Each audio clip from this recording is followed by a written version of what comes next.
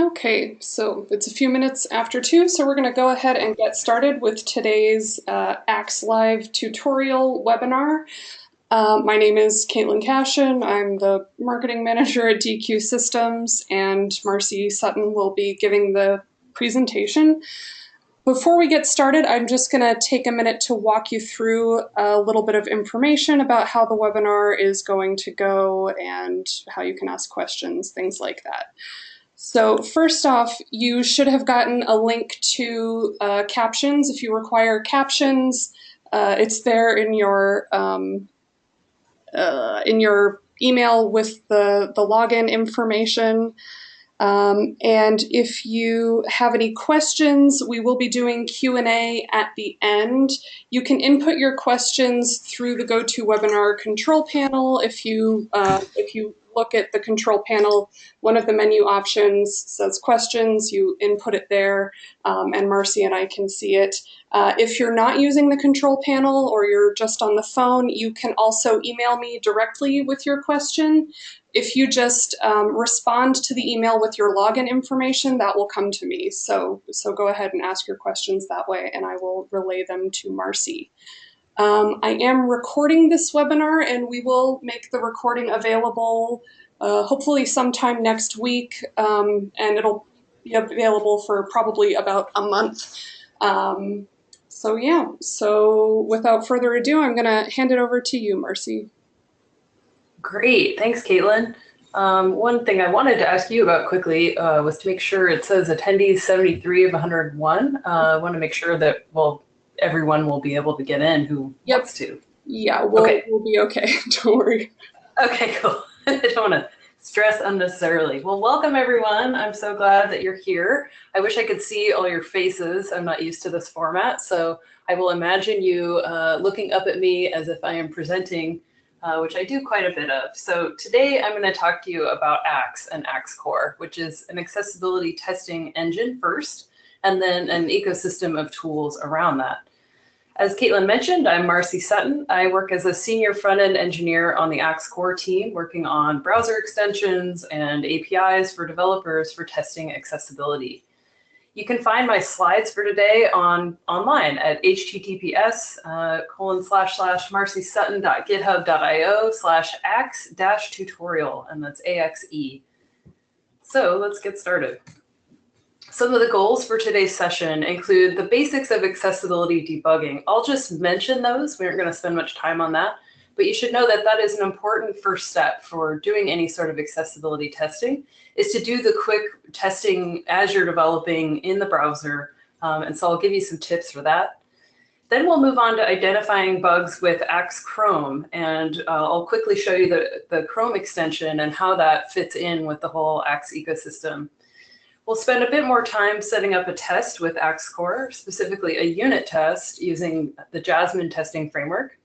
We'll look at axe-webdriveris and how that's different than using Jasmine and axe-cli itself. I'll touch on axe-cli, which is a new tool that you can install to run Axe from the command line.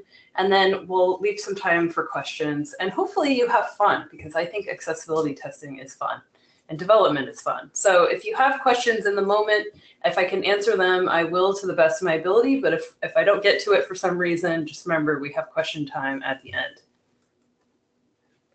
So basics of accessibility debugging, which I think is a super cool thing to do if you're a developer. The first and foremost tool, my favorite tool for accessibility debugging, is the keyboard. We have keyboards. I think often if you can see the screen and use a mouse, sometimes when you're navigating on the web, you can bail out and use your mouse if keyboard support is lacking. But that's why it's really important every time you build something or design something online to make sure that it's supported by the keyboard. So you can see where you are on the screen, you can actually operate everything. And so keyboard testing is a super important place to start. The next step I would do for accessibility debugging would be to run the axe-chrome extension, and I'll show that to you in a minute. The extensions provide a great sandbox for testing a page in a given state, and it'll report back some easy, quick wins that you could fix for accessibility. If you're using an extension like that, you want to be sure to open things like menus and dialogues and then run the analysis again.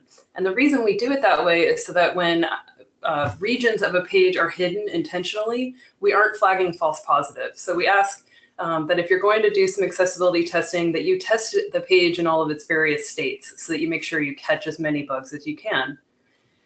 The next step I would do in basics of accessibility debugging would be to check headings and landmark structure and make sure that you're actually adding context for someone navigating by headings or navigating by landmarks in a screen reader. And that will give your page some overall structure. So those things will get you a long way to making something much more accessible. With axe-cli, that covers so many different kinds of issues because of our rule set. And they're rules that we think are pretty solid that will give you good results for running these accessibility tests. So to get axe-cli, I've created a little shortcut. It's bit.ly/axe-chrome, and you can go and install our extension.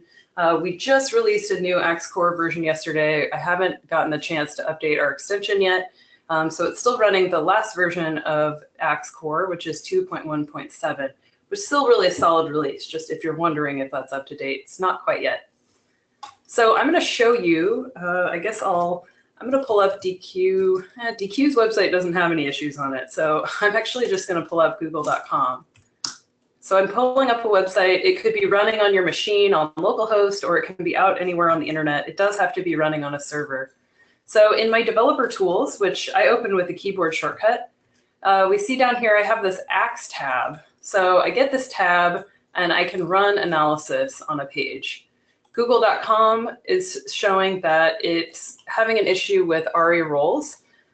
So what Axe will do is give you the list of issues it finds. It gives you a more info link to go and do some more investigation and remediation. It gives you these tags over here for WCAG 2A, WCAG 411. So the 411 and 412 are the actual success criteria in the Web Content Accessibility Guidelines. So I just wanted you to see this interface so that you know that these are data points that you could get for accessibility testing, because they'll come up again later when we run the axe-cli API. So that, from a high level, is how you could use axe-cli to run on a website. You go through the list of issues and then try and fix as many as you can, run it again, and iteratively develop. It's a great tool to have at your disposal. There's also the Axe Firefox version. So if you're developing in Firefox, you can go and install that extension, and we'll plan to update that one soon as well. So I was going to demo a site that has much more accessibility issues of the Deque University's Mars commuter site, which is a fictitious website. Just to show you, when I run Axe on a website with a lot more issues, what kinds of things come up. So I have my developer tools detached right now. In Chrome's developer tools, there is a little menu off on the right side of, it's a little 3-dot menu, and you can actually change where the developer tools are docked, just a little workflow tip. So we can see the Mars commuter site had a lot more issues. It has a discernible text issue on buttons. It has quite a range of issues here. And so I can use these little arrows to go through each one. I can see that some of these are really critical. If I go to the next one, I can go through each one and see what the target was, like which element was the problem. I can see the color contrast ratio. This one is pretty low. It's a 1.7 ratio between the foreground and background. So it gives you some data that you can use to actually go and fix this.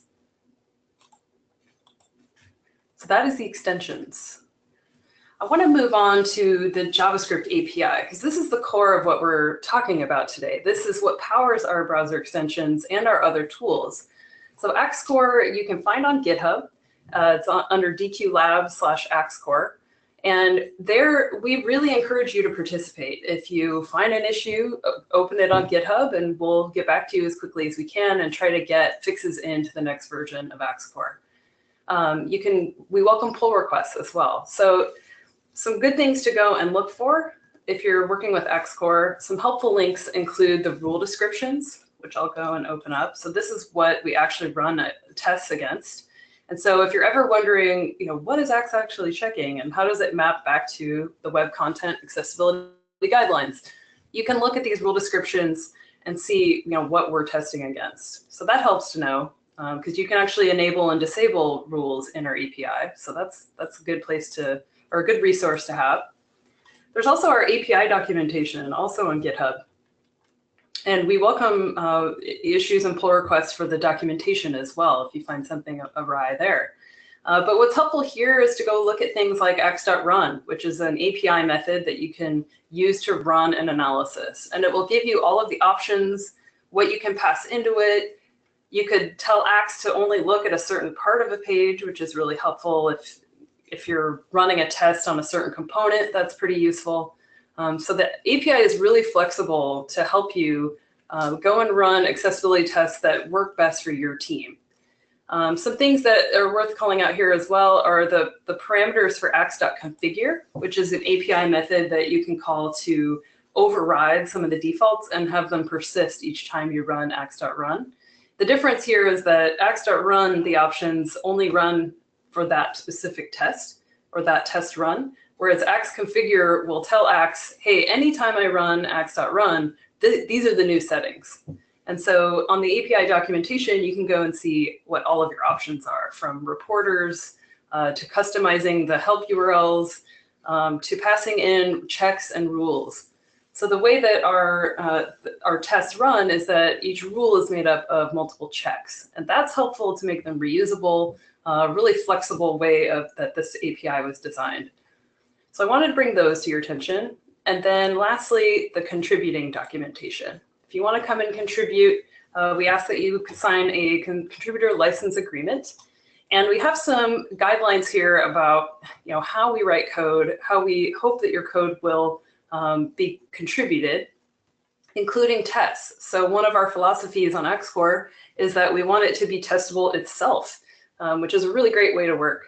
And I do some conference talks on that coming up on Monday at GoToCon Chicago. So there's lots of interesting things to think about with accessibility testing.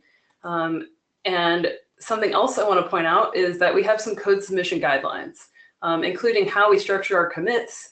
So if you're contributing code, that is worth a read. So those are some helpful links when you're getting started with Axe-Core, so you know where to go for more information. Some things that you'll need to work with Axe-Core include a terminal, because we run a lot of our tests from the terminal. You can run axe-cli directly from the terminal. To use these tools, you will need Node.js and NPM installed. I think there was probably an email sent out to you before this webinar, so I won't spend time doing that. But my favorite place to get it is on nodejs.org. Works really, really well. And then this is sort of optional, but if you're going to be working with these demos, if you want to fork them on GitHub, you should have a GitHub account. And then to install them on the command line, you will need Git installed on your machine. And then lastly, you'll need something to test. So I have some fake HTML fixtures and URLs that I go and test with WebDriver, but for you, you'll want to have some project to test. So let's go look at a demo. I have one on GitHub. It's under Marcy Sutton /axe-jasmine-unit. Close some of these tabs here. So my Axe demo with Jasmine is for writing unit tests. So Jasmine is a great test framework. You could swap it out for any other test framework if you wanted. The goal of this demo is to show you how to write a unit test with Axe. And so I have a test in here already. We'll just pull this down and then run it on the command line. So some things to notice here before I go and clone this are that in this test, it sets up a describe statement and then it pulls in some HTML dynamically. Now you could pull in this fixture any number of ways. This is just one quick example of showing how you can run accessibility assertions against some HTML. I've got a button that's working fine, and then I have some broken HTML. So I want to assert that Axe is going to find the broken HTML and pass the good HTML. So to clone this, from the homepage of any GitHub repo, you can go over to clone, copy a URL, either the HTTPS or SSH if you have your SSH keys set up. So I'm just going to do git clone. Over here in the command line, I type git space clone, and then I paste this URL. And it will go and clone this into a directory, pull down all of the files related to it. Hopefully my network connection is happy. Okay, so I've got it pulled down. I'm going to change the directory with cd into axe-jasmine-unit. And then because that project comes with a package.json file and that has its dependencies in it, I can just run npm install. And it will go and pull down Jasmine, axe-core. I think that's all we need for this one. It's pretty basic. Okay, so that's coming down. It's pulling down Phantom.js because that's what we're going to use to test our things in a browser. So I'm going to go to my tutorials, axe-jasmine-unit. I'm going to drag this over to Sublime Text. So I have this project now open in my IDE, which is Sublime Text. If we look at the package.json file, we can see that it pulled in axe-core, grunt, and grunt contrib jasmine, which are the tools that we're going to use for this test. There are two scripts in package.json. There's a build, which doesn't really do anything in this case, but the one that we want is this test script. So we can just say npm test, which is a shortcut command that npm will give you.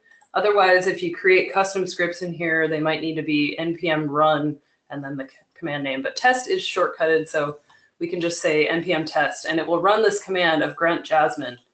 Grunt is a task runner that we're using in JavaScript that it builds off of this gruntfile.js. So the grunt file has a single task set up in it using grunt contrib jasmine, which is a way to get Jasmine and grunt working together pretty seamlessly. So we tell Jasmine about axe-core just by passing in the source directly from our node modules. So we have axe-core's axe.js file coming in, and then we point it at the spec directory where I have an accessibility test set up. So you could configure this, any number of ways to work best with your system. This is the way that I'm choosing to set it up to keep it simple and show only what we need for accessibility testing. So if we open up this a11y.js file, we can see that same test that we saw on GitHub. It has some HTML being pulled in dynamically for the fixture. And so if we look at our two tests, we can see that it's going and grabbing that fixture just using DOM APIs, document.getElement by ID. It's going and getting a taco button. And then it's running the axe.alicheck method. So there's two methods here. And actually, I have them sort of split, but you can use them pretty interchangeably. So the two API methods in axe-core are axe.alicheck, or A11y check, I should say. And then the signature for this API method is to pass in the reference to the HTML that you want to test. If you don't pass it in, it will default to the document.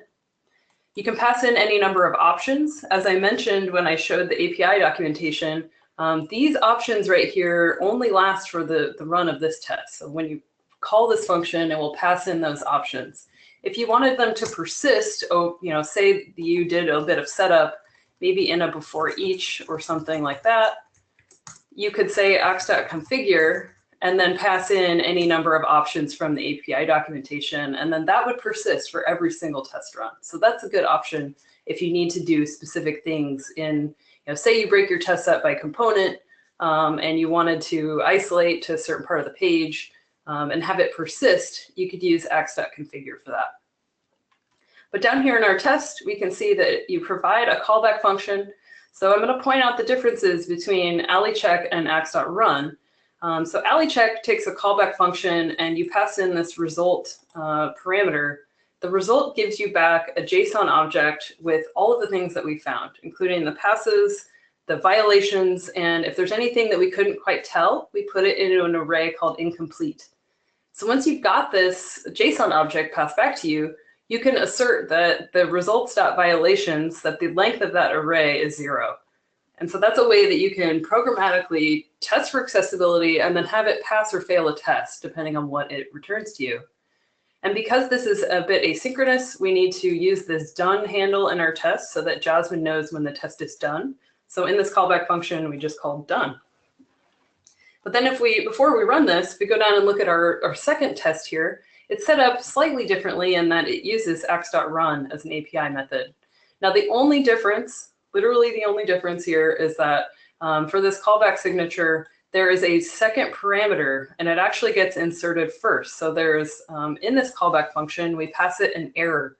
So that way, if there's any errors that happen somewhere in the analysis, we can bubble them up to you using promises, and then that error will be populated to you. Whereas otherwise, it might just fail silently internally. You would never know what the specific error was that what happened in axe-core. So we bubble that up to you now. So we're recommending that you use axe.run from now on, but I wanted to show you these two methods just so you could see the difference. So when axe.run, it does its thing. If there's no errors, it will pass you back the same results object, and we can do a similar test. So in this one, I'm checking if there actually are any violations, and if there are, I output them to the console so that I can see what failed. And then I have the same assertion here that I expect that result.violations.length is 1. So I'm expecting 1 violation. But really, in your real test, you would want to assert there are 0. I'm sort of testing Axe itself here by asserting that it fails broken code. So if I go back over to the command line, I've got all my dependencies installed, and we had that npm script set up, so I should be able to just say npm test. It's running grunt jasmine, and I can see that it definitely did what I expected. So if I scroll up here, we can see the first test passed. It said that good HTML is good. The second test is it found a legit violation. So it's saying that there's a form element missing a label, which is a pretty low-hanging fruit thing. That's a really great thing to catch with axe-core, so that you're not having to pore over the, in the element inspector trying to figure out what's wrong. You can let an API tell you quickly, hey, you forgot a label. So that test failed exactly how we expected. And so my test asserting that the bad HTML is bad, it passed. But normally, you would want to check that there are no violations and then fix them to get the test passing. So that is my little jasmine-unit demo. So you can see that's using axe-core directly to set up a small unit of code. So you'd probably use this on small components, things that are isolated. There's a number of ways that you can adjust your testing methodology to fit your own project, but that is how those two things go together, unit tests and axe-core. The next thing I want to show you is the axe-webdriver.js utility. Now the difference is that axe-core relies on Phantom, and so it uses, we were using Jasmine and Phantom to run axe-core. You need some sort of a browser to run accessibility tests. Ideally, you have a full browser so that we can test things like color contrast, which we need DOM APIs to do. And so WebDriver is the most solid place to run accessibility tests because it's an actual browser instance. So what WebDriver.js or axe-webdriver.js does for you that axe-core doesn't is that it will, the WebDriver.js case will actually inject axe-core into iframes. And that's nice because if you are a website owner and you're pulling in third-party widgets and they're sandbox and iframes, having a tool that will run accessibility tests in those iframes is really valuable. And that's a distinction that I want to make, that axe-core itself does not self-inject into iframes. So that's a consideration if you're working on a large property that has things like that. If you control every bit of source code and you don't have iframes at all, it's probably not as critical, but that is where this tool can be useful. So you can find axe-webdriver.js and axe-core, for that matter, both on GitHub and on NPM. So quick note about installing drivers. So you need some mechanism on your machine to tell that your test, which browser driver to run. So that you can programmatically open up Chrome or Firefox or Safari or Edge. There's drivers that you can install on your machine. And I've included a link in my slides for installing Chrome driver. So I think once you see how to install one driver, it's pretty easy to, you just put the other drivers in the same folder, depending on your platform. So to do our integration test demo, we're going to pull up another demo that I've created called axe-webdriver.js demo. It's axe-webdriver.js-demo under my GitHub of Marcy Sutton. So if we go over there, and if you find issues with these, definitely let me know. But this one is very similar. It's a pretty simple project. So I'm just going to go ahead and clone it. And I'm going to go back a directory, and I'm going to run git clone. and I will paste that SSH URL. I'm going to cd into axe-webdriver.js demo, and I'll run npm install. So that package.json file, again, has all of our dependencies that we need. And if we go and open it,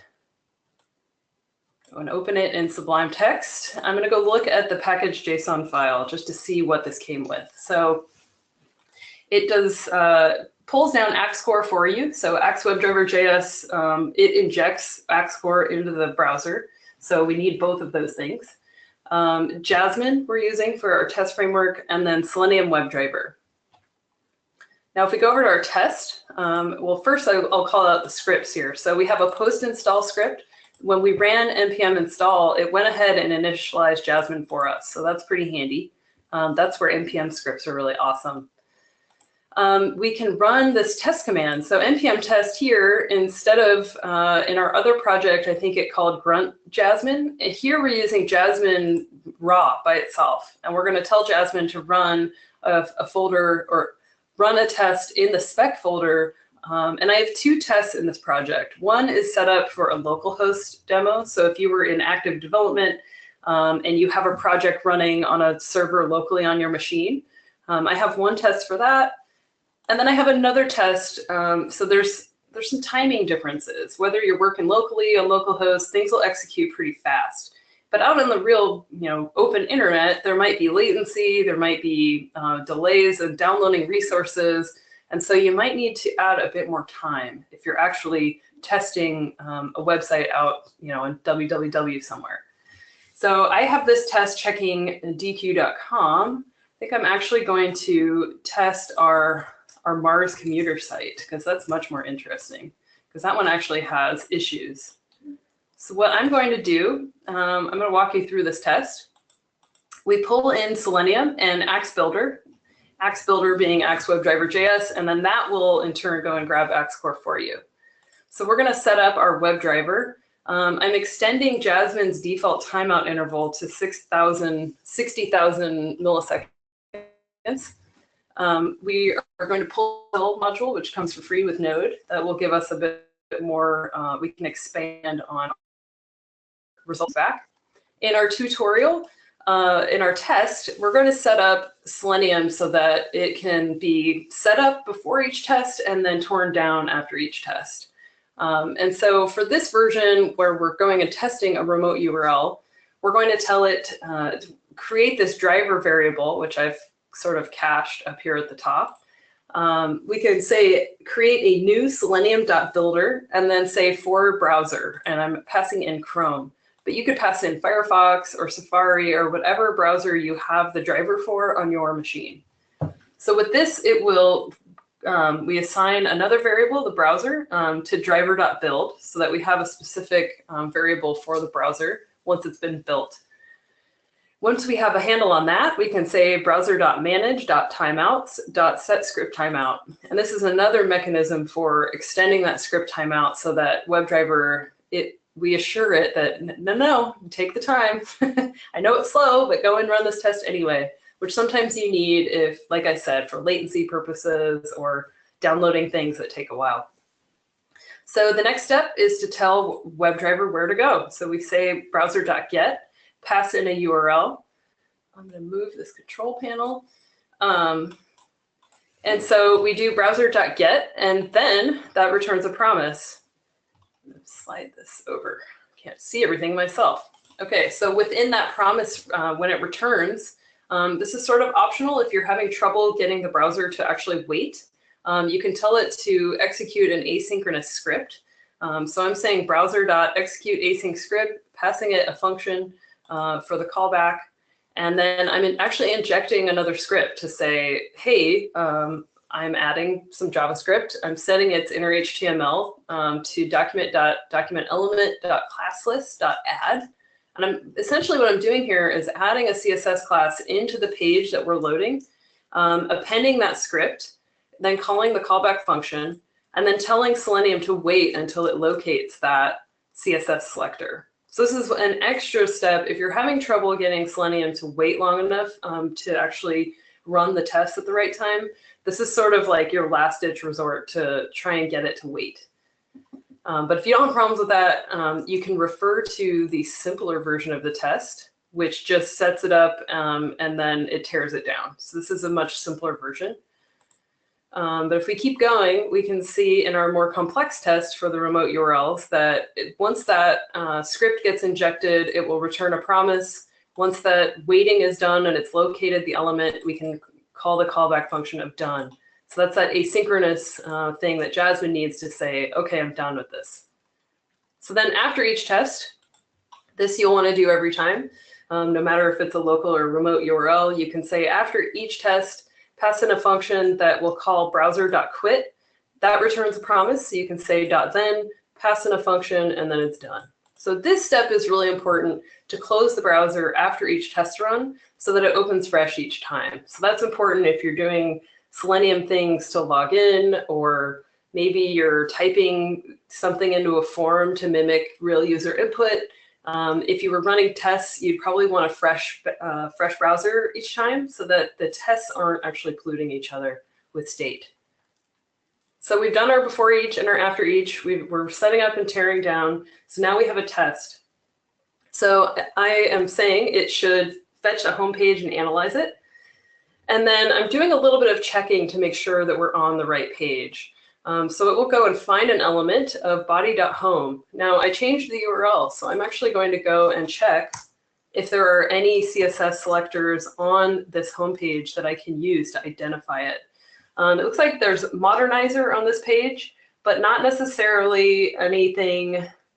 I have public-en. That doesn't really identify this as a homepage, but for the sake of our demo, that will at least keep us moving.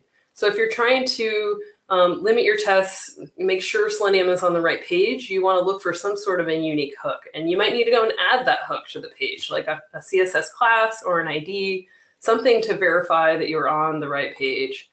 But I am just going to paste that CSS class into my test so that I know it's looking at the right thing.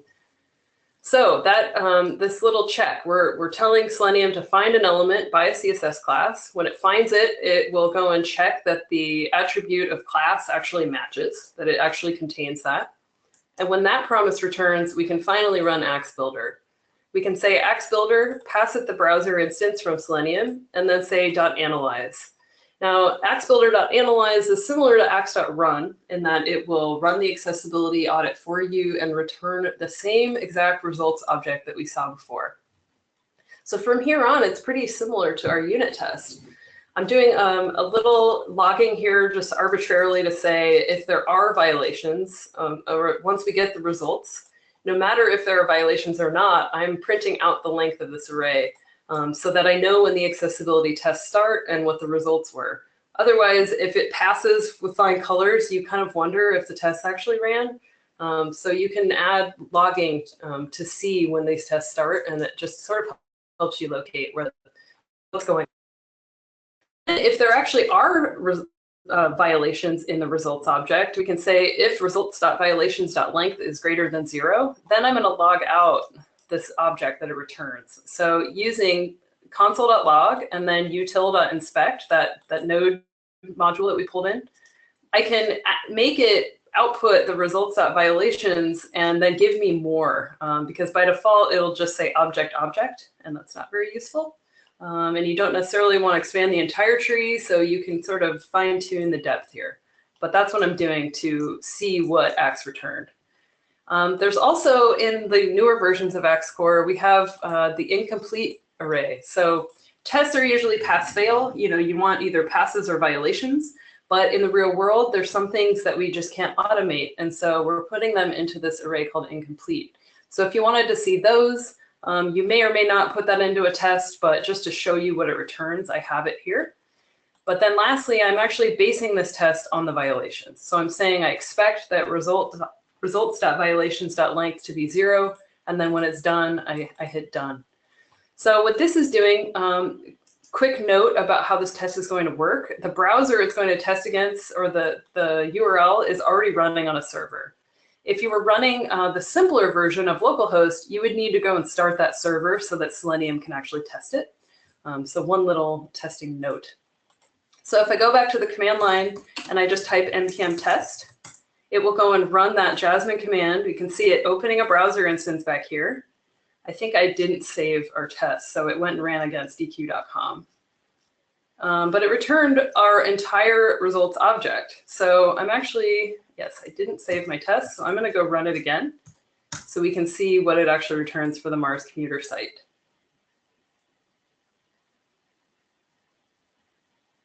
Okay, so it opened that browser instance in the background, and then it closed it just like we wanted. So this, it has 10 violations, and part of the fun is going to figure out what failed.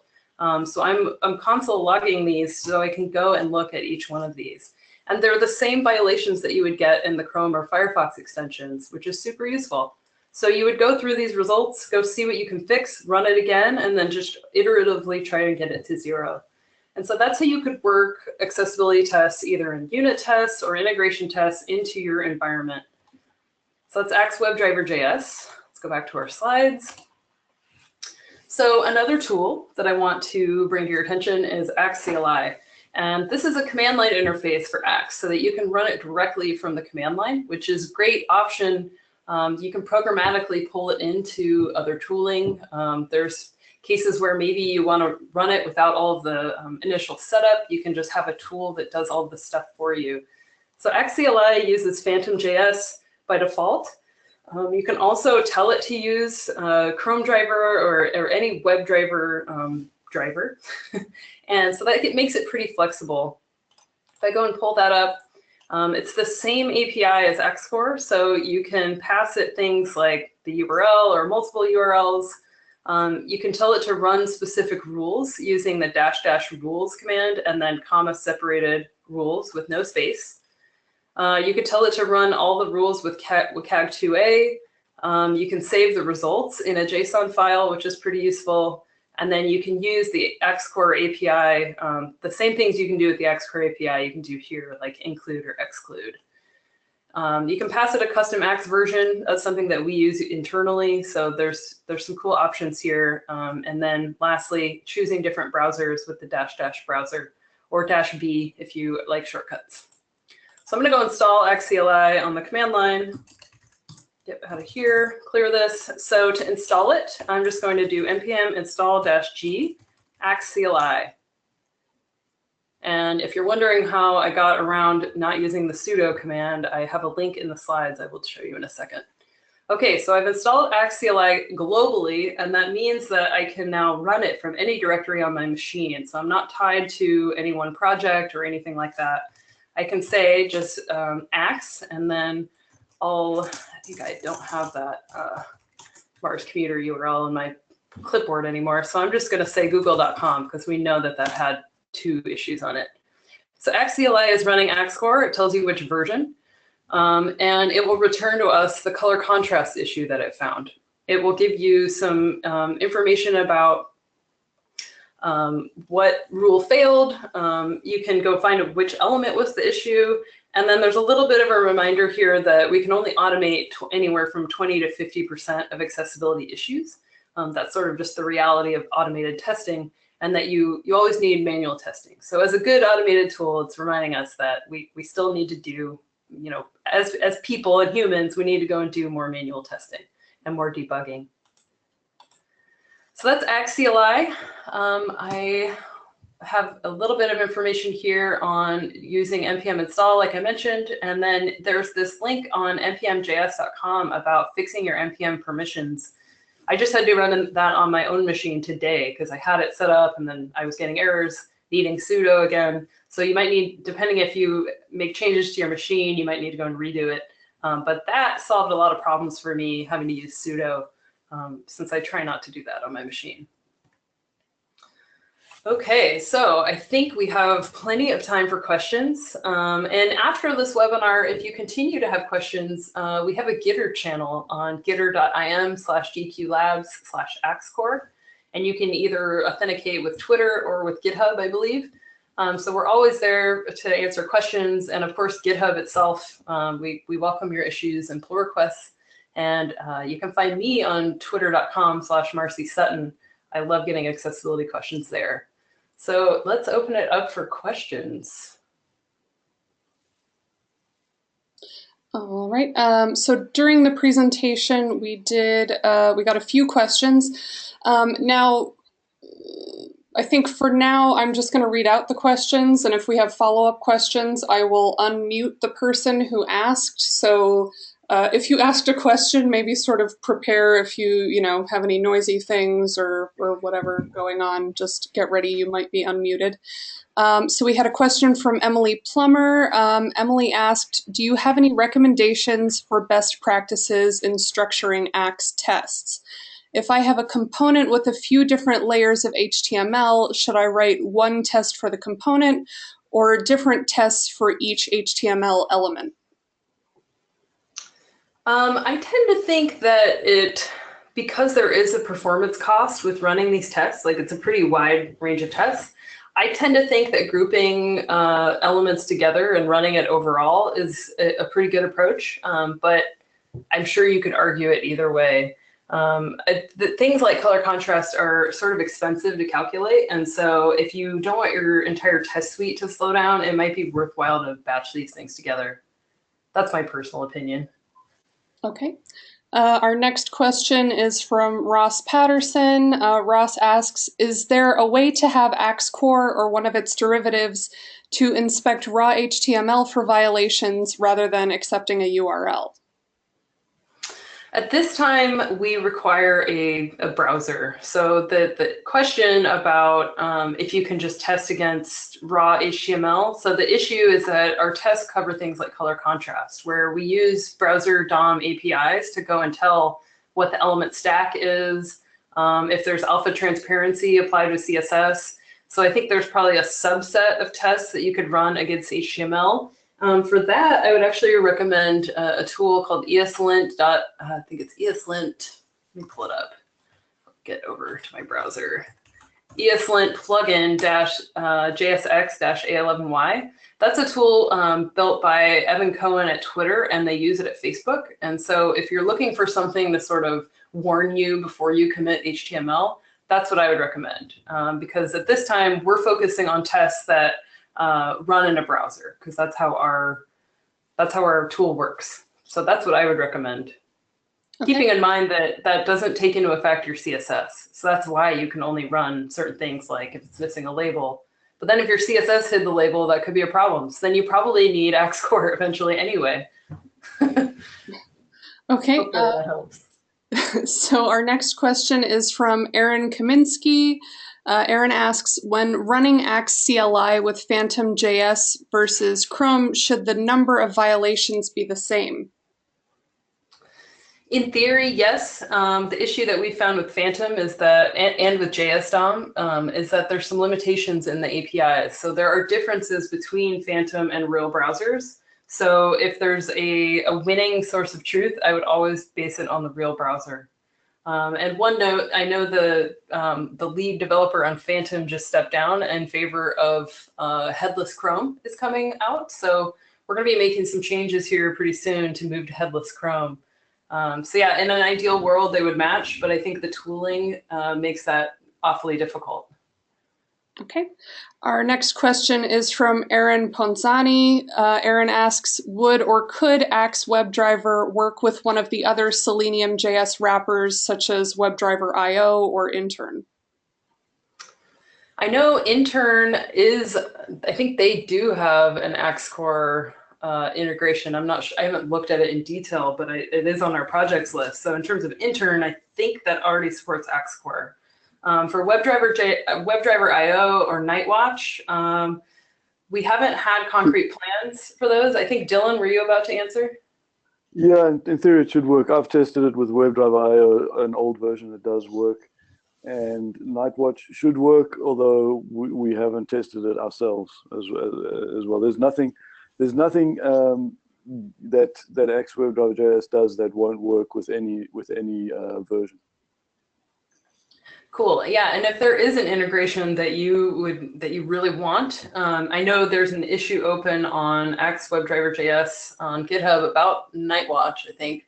So if there's things that you that you want, like tell us, and we might have to, weigh our priorities and see how, if it's really feasible.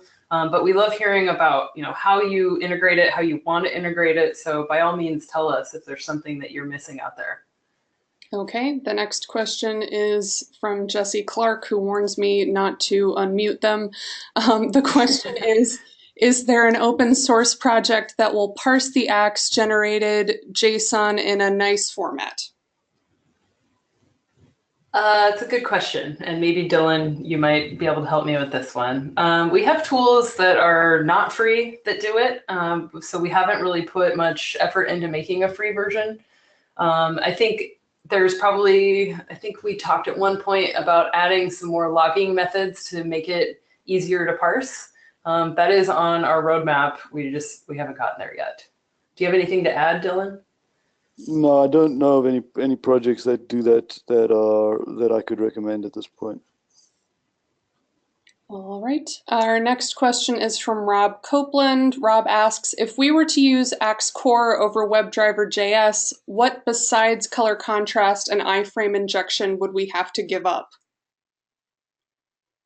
Ooh, that's a good question. Those are the two big ones. I think color contrast is kind of the deal breaker. Well, go ahead, Dylan. Yeah, well, I was just going to say, I mean, axe-core, you don't have to give up color contrast to work with axe-core. It's only if you're working with something like JS DOM that the color contrast doesn't work. So you don't have to give up if you're running, as Marcy pointed out in the demo. If you're running with a axe-core with a real browser, then you don't have to give up anything. Yeah, that's a good point. Yeah, it's not necessarily axe-core that you lose. Like we run color contrast. It's just, yeah, if you're using it in React JS DOM or Jest test, that's where JS DOM simply hasn't implemented some of the APIs we rely on, and the issues open for those have been open for literally years. So that's why we recommend sticking with Phantom or Headless Chrome or WebDriver. So yeah, other than color though, I think that and iframes are kind of the two big ones. All right. Our next question is from Jamie Iniesta. Jamie asks, is there an option to specify the resolution of the browser so you can check responsive versions of the web page? Not from an API perspective that I know of. In the browser extension, you can just change the window size. That is a really good question. I know I just added, for our own testing purposes, so we run axe-core tests at smaller viewports. That was a change that just went into our latest release. But that's more for our testing side. So that, I'll make a note to look into that some more, because that is a really good idea. Yeah, and once again, that's really more dependent on the framework that you're executing axe-core in than axe-core itself. Axe-core will operate in whatever viewport size you give it. So you should be able to get it to work.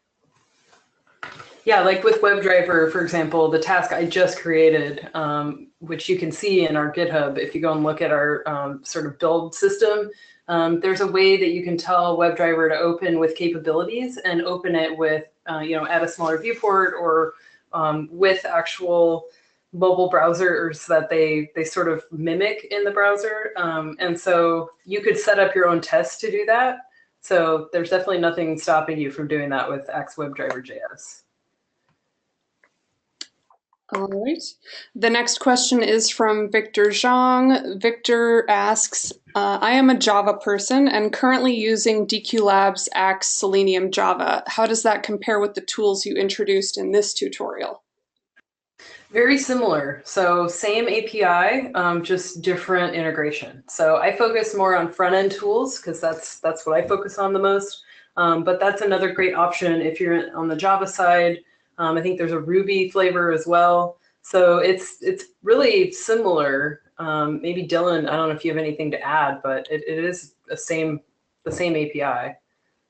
Yeah, it's the same axe-core running inside of that, and it's very similar to the axe-webdriver.js in that You can use it together with your Selenium instance. It runs with any Selenium instance that you're, or WebDriver instance that you're using, but just it supports a Java-based API rather than a JavaScript API. Okay. And Victor had a second question. In addition, would you give us a quick and sweet description of the difference between axe.js and axe.min.js, and which one would you recommend using under certain scenarios? Well, the min version is just minified, so that I think we keep our header comment, but we might strip out some other code comments that are in there.